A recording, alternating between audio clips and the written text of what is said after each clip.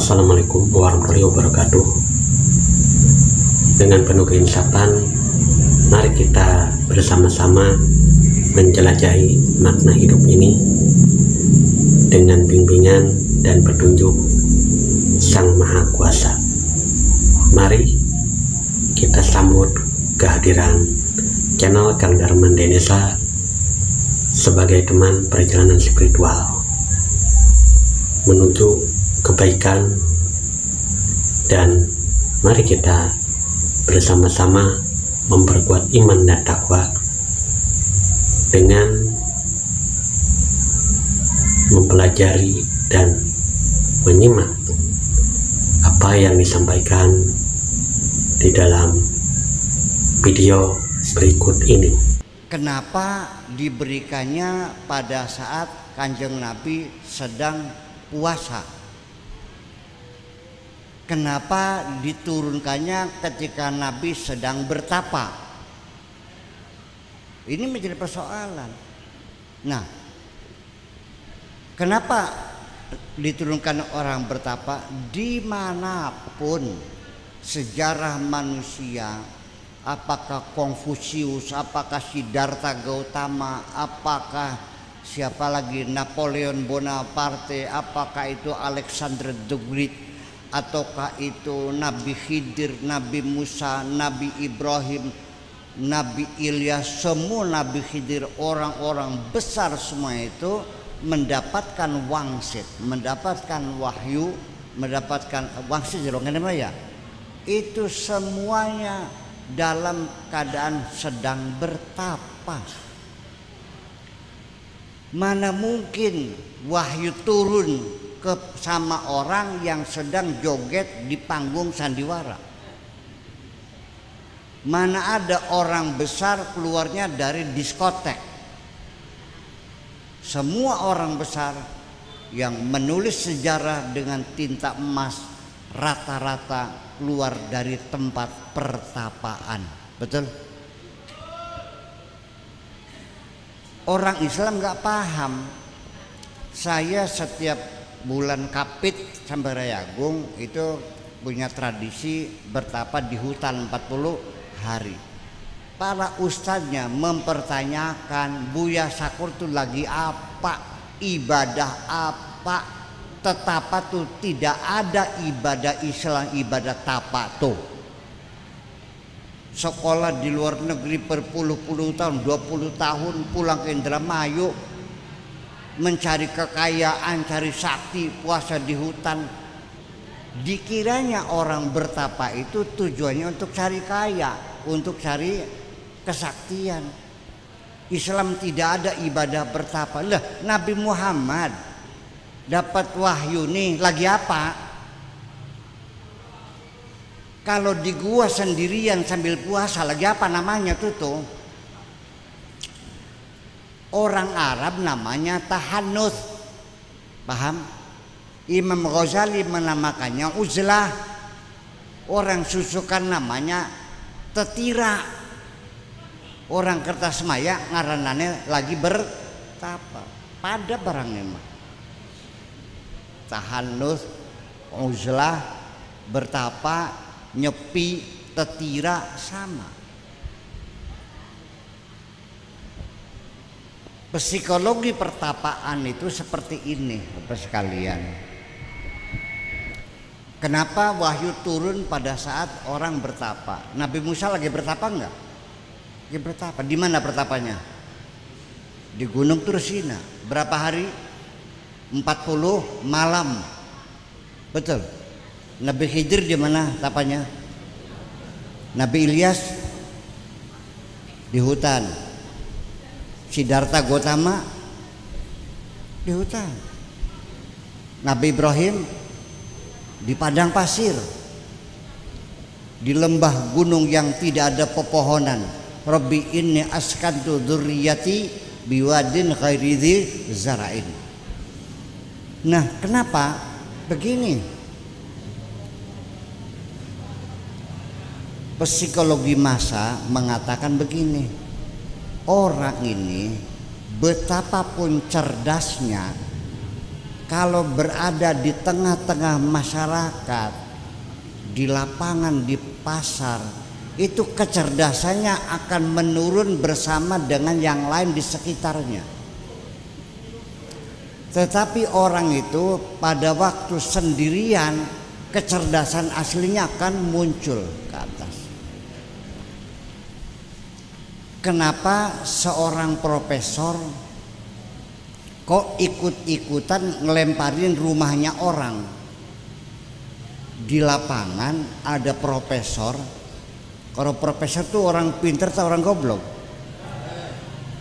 Kenapa ikut ngelemparin rumah orang? Ikut-ikutan karena ada seorang yang takbir Allahu Akbar, kurang lempar. Ikut-ikutan Allahu Akbar. Jadi ikut bodoh. Percaya enggak? Saya sendiri belajar di luar negeri 20 tahun. Saya ceramah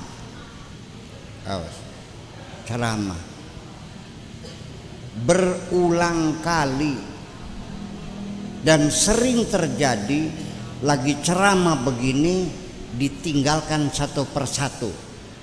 Bunten ini mah bukan gosip, ini ditinggalkan pulang sambil ngomong, Pak Kiai ngaji ki langkah ganjarannya tah. Karena saya ceramahnya tidak pernah cerita pahala. Wes sambil pulang, ya los, balik ya los.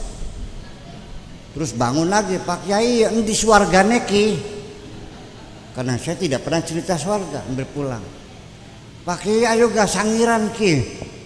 Anu kah nyangir kah wangsalan? Ora bisa. Pulang lagi. Pak Kiai ayo geseng lucu-lucu kah semena gemuyunem ngantuk kiki. Bayangkan sakit hati saya, tapi saya tidak mau mengalah. Sampai tinggal 4 orang di depan saya, masih ada yang mendengarkan, lanjut. Kalau sudah pulang semua tinggal kursi baru saya turun. Artinya saya tidak mau ikut larut dalam kebodohan masyarakat itu. Paham dikit? Baru sekarang setelah 25 tahun orang susukan baru paham. Iya, sebab kalau saya ngaji ganjaran, mungkin mengabadikan kebodohanmu. Paham dikit? Nggak masuk akal. Bacaan ini pahalanya sekian, baca ini gimana lagi? Masa agama dibohong dengan pahala saja? Pakai logika yang benar. Nah, jadi artinya kalau saya ikut selera masyarakat, maka kecerdasan saya pun menurun. Betul nggak? Nah, makanya perlunya uzlah itu adalah meningkatkan kecerdasan individual. Seseorang baru cerdas. Dari mana datangnya kecerdasan ini? Datangnya kecerdasan ini karena ketika orang sendirian, maka dia sedang berdialog dengan dirinya sendiri. Orang ini tidak pernah berhenti berdialog. Percaya enggak? Kalau ada teman, sama siapa ngobrolnya? Kalau ada teman, sama siapa ngobrolnya? Ya sama teman. Kalau ada mertua, sama siapa ngobrolnya? Kalau ada istri, kalau sendirian, bapak-bapak, ibu-ibu, kalau di WC diem tak ngobrol? Diem. Nunggu tak ngurung aja. Saya mendengarkan kamu ngobrol, anu. Betul enggak? Lamun makanan, engkone makanan aja makanan baik. Ngobrol aja. Sampai suwe pisan WC apa gini. Ternyata lagi ngejurnal. Ngobrol sampai ketika kita sedang tidur pun otak kita tidak pernah diam, terus berputar dan berdialog dengan makhluk-makhluk yang bermacam-macam. Kadang-kadang makhluk-makhluk yang dicipta oleh temporal lobe yang ada di dalam otak kita ini. Ya.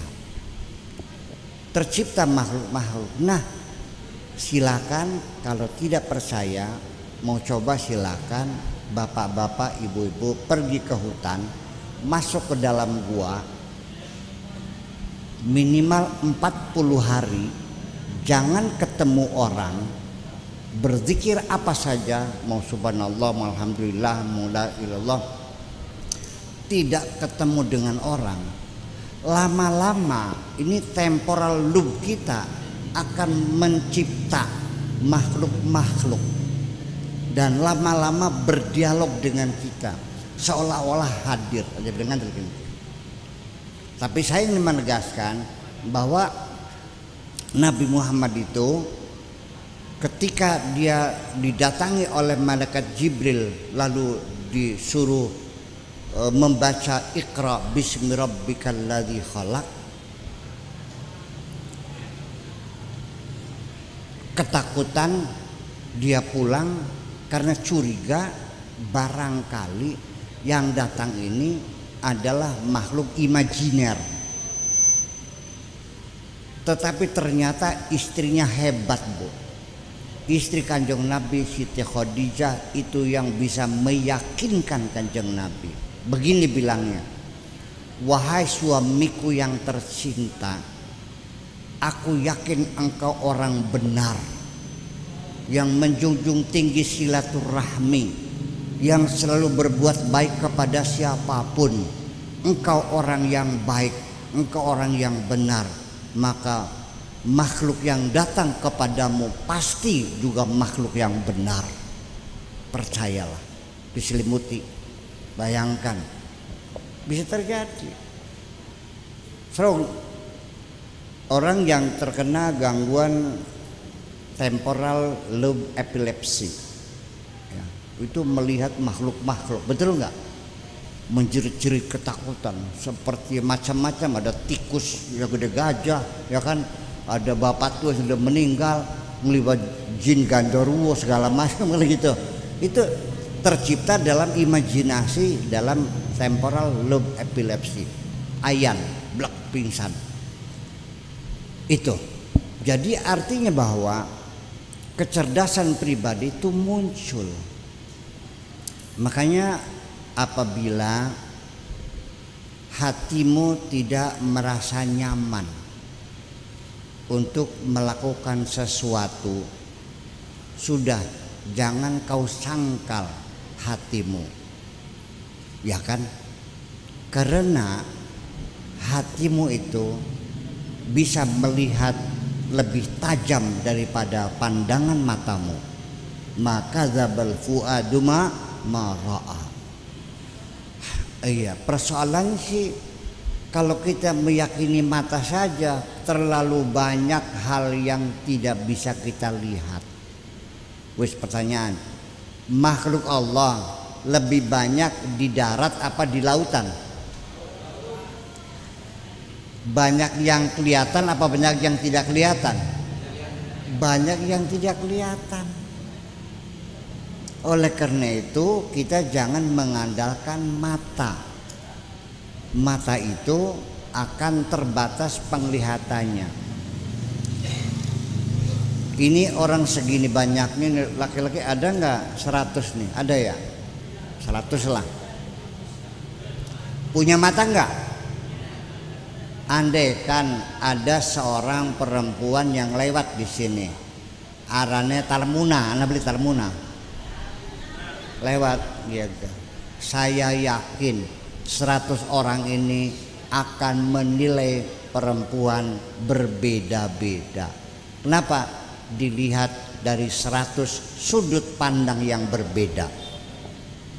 Percaya enggak?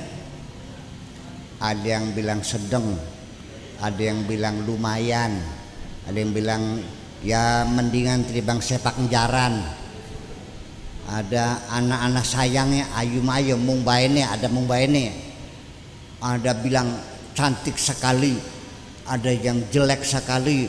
100 pendapat itu. Kenapa? Karena mata kita melihatnya berbeda. Paham nggak?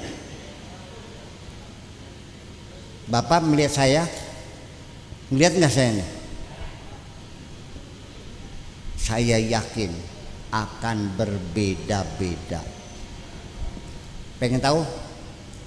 Saya di Cirebon dilihatnya seorang spiritual, ya, seorang ahli hikmah, seorang sufi. Cirebon gitu. Kalau orang Jakarta melihat saya intelektual muslim, kalau di Bandung melihatnya saintis, kalau orang Purwakarta, Bekasi, Subang budayawan, paham? Bakawong Dremayu dukun. Lengkap betul? Lengkap, ya begitulah. Sampai di tempat kelahiran saya sendiri di Kertasmaya masih mempertanyakan Kari Kiai Sakur kok bisa apa sih? Paham nggak? Kenapa? Karena mata kita melihat dari sudut pandang yang berbeda-beda. Paham? Nah, itulah makanya yang akan sama itu adalah ketika yang melihat adalah hati kita. Mata saya sering tertipu melihat perempuan pakai jilbab, ya kan, sampai iya bokat ke uya santri ndikin ki, wajah dibuka rambutnya abang ada. Paham? Lah ya iya, ngewer-ngewer tasbih. Jadi kalau bisa mata kita melihat tajam, tapi kalau sudah dikelotok oleh Allah. Kapan dikelotoknya? Ketika mata kita berhenti melihat dunia ini. Kalau kita sudah mensucikan diri berhari-hari, berbulan-bulan di hutan, di dalam gua, kayak Kanjeng Nabi hanya melihat bebatuan, tidak melihat bibir merah, tidak melihat pupur, tidak melihat alis, tidak melihat, baru itu mata kita dikelupas oleh Allah. Makanya Allah berfirman, wa idza kasyafna anka ghita'aka kana basarukal yawma hadid. Ketika matamu ku kelupas, baru matamu transparan dan transandental, menjadi tajam semuanya itu. Paham? Nah, itulah makanya kondisi Nabi Muhammad itu. Makanya saya percaya sangat mungkin dan masuk akal Nabi dapat wahyu ketika dia sedang bertapa dan sambil berpuasa di Gua Hira. Tapi kalau lagi di ruangan diskotek, nggak percaya. Atau lagi di pasar, nggak mungkin, karena hal itu akan datang pada waktu yang sangat spesial. Nah,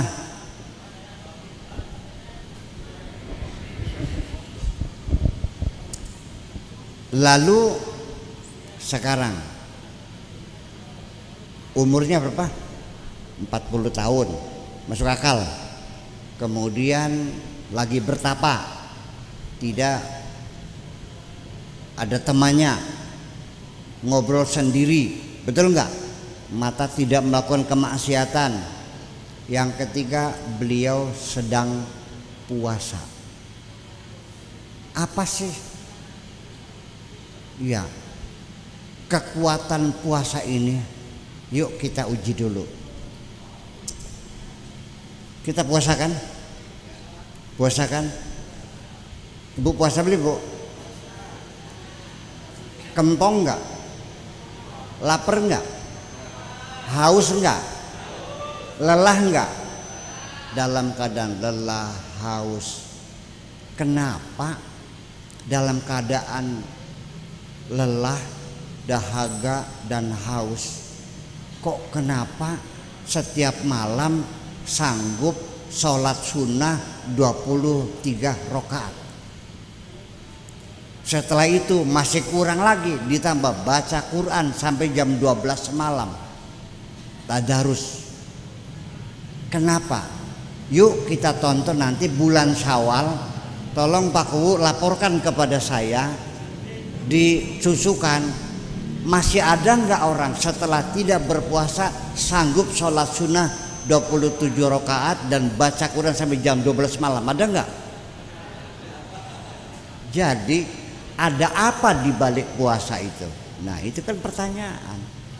Berarti di balik puasa ada sesuatu kekuatan yang muncul, yaitu bangkitnya ruhani kemanusiaan. Jadi ibu-ibu sekalian, orang kuat itu bukan fisiknya, tapi ruhaninya yang kuat. Betul nggak? Bukan fisiknya, ruhaninya yang kuat. Nah makanya ada dua, kita ini ada rohani, ada jasmani. Kaidahnya gini, kalau jasadmu selalu dimanja, apa maunya diturutin, ya, maka rohanimu jadinya melempem, rohaninya tidur. Tapi ketika jasadnya digebugin, dikendalikan, rohaninya akan bangkit. Percaya? Percaya enggak? Kita buktikan. Ya kenapa? Badan capek, tapi kok bisa? Yang membuat manusia kuat itu bukan fisiknya. Iya. Artinya bahwa kekuatan fisik sudah lewat. Sekarang di abad milenial ini sudah banyak ditentukan oleh kemampuan berpikir, bukan fisik. Zaman dulu kalau raja yang bisa ngelawan macan, betul nggak? Yang otot kawat balung besi. Sekarang mah yang gede dhuwur apa sing cerdas jam nikin ge. Yang cerdas udah ceritanya udah lain, udah lewat itu mah. Nah makanya lalu yuk kita bulan puasa. Kenapa selama bulan puasa ini saya kok setiap datang ke rumah teman itu selalu kok loman banget sih? Yang biasanya kalau saya datang ke situ hanya air aqua atau kadang-kadang air di gelas juga dadak nyibuk senggentong, orang digodok-godok acan. Kok kenapa bulan puasa nawarinya teh tubruk, kopi, susu, coklat, kolak kayak 5 macam itu kabeh. Kok loman temen sih bulan puasa ki? Muncul sampai dalam bermasyarakat. Kok ibu-ibu rumah tangga dalam bulan puasa ini kok memperhatikan rumahnya tetangga? Dari pagi tidak ada asapnya. No, ikat delengan umas sing esuk lang kebul-kebule tilikana. Nguncluk anaknya ke sana. Mi nggak bisa masak, nggak punya beras. Seorang ibu rumah tangga melihat ada tetangganya nggak bisa masak, punya beras, nangis ketuon. Betul nggak? Betul nggak? Nggak mikir beras berapa harganya, sekilo langsung dicibuk 2 liter. Nya, ini uangnya kasihkan nih 20.000 buat beli gesek. Masih mumpung jam 4, masih ada waktu buat masak. Ngelus dari Allah, kasihan. Artinya dalam kita berpuasa, kenapa kepedulian sosial kita muncul? Kenapa kita ikut terharu melihat penderitaan orang lain? Silakan buktikan. Begitu kita selesai puasa, meditasi nongol maning silakan dengan itu. Betul enggak? Nah itulah kondisi yang menyebabkan saya yakin Kanjeng Nabi dapat wahyu itu karena dia sedang berpuasa, karena dia sedang bertapa, karena dia usianya sudah 40 tahun. Lah gimana lagi? Ini semuanya adalah bukti-bukti bagi kita bahwa bahwa Al-Quran diturunkan tepat waktu dan tepat orangnya, tidak salah pilih Allah pasti. Padahal pada zaman itu banyak orang yang menunggu-nunggu pengen jadi nabi, karena waktu itu ada isu rumor bahwa sudah saatnya akan turun nabi yang termasuk Musailamatul Kadzab juga menunggu kayak mak kita mau apa kini.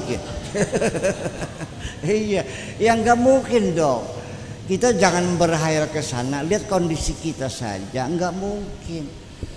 Itu sebab ketokohan Nabi sendiri juga saat itu tidak ada seorang pun yang meragukan bahwa dia adalah orang yang tepat mendapat